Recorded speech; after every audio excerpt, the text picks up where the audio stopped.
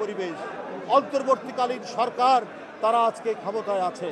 বন্ধুরা আমার, আমরা চাই আগামী দিনে গণতন্ত্রের বিকাশ এবং গণতন্ত্রের সত্যিকার যে মুক্ত পরিবেশ, যেখানে কথা বলা যাবে নির্ভয়ে, যেখানে মিছিল করা যাবে নির্ভয়ে, যেখানে রাজনৈতিক সভা সমিতি করা যাবে নির্ভয়ে, সেইটার জন্য এক রক্তঝরা আন্দোলনে 16 বছর বিএনপির অসংখ্য নেতাকর্মীর আত্মদান আর তাদের রক্ত ভেজা ষাটের বিনিময়ে আজকের এই পরিবেশ।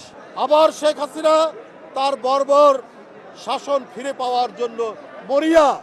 উনি আরেকটি পার্শ্ববর্তী দেশ থেকে আশ্রয় পাচ্ছেন। আশ্রয় পেয়ে তিনি নানা ধরনের বাংলাদেশের ভেতর উস্কানিমূলক কাজ এবং চক্রান্ত করার জন্য তার নেতাকর্মীদেরকে নির্দেশ দিচ্ছেন। কিন্তু জনগণের সাড়া না পেয়ে এখন তারা হরতাল আর অবরোধ করছেন অনলাইনে, জনগণের মধ্যে যেতে পারছেন না। কই উনার রক্ষাকারী বাহিনী? কোথায় তার যুবলীগ, ছাত্রলীগ? কোথায় তার র্যাব, পুলিশ, যাদের দিয়ে নির্বিচারে গণতান্ত্রিক শক্তির রক্ত ঝরিয়েছে?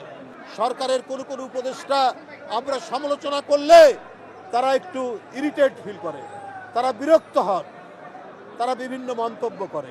তাহলে অন্তর্বর্তীকালীন সরকার কেন?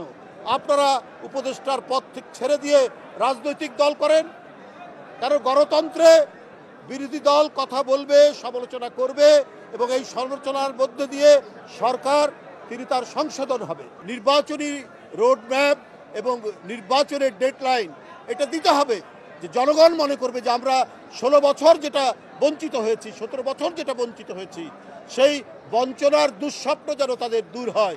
এই জন্যই আপনার অবাধ সুষ্ঠু নির্বাচনের একটা ডেডলাইন, একটা তারিখ তাদেরকে অবশ্যই দিতে হবে।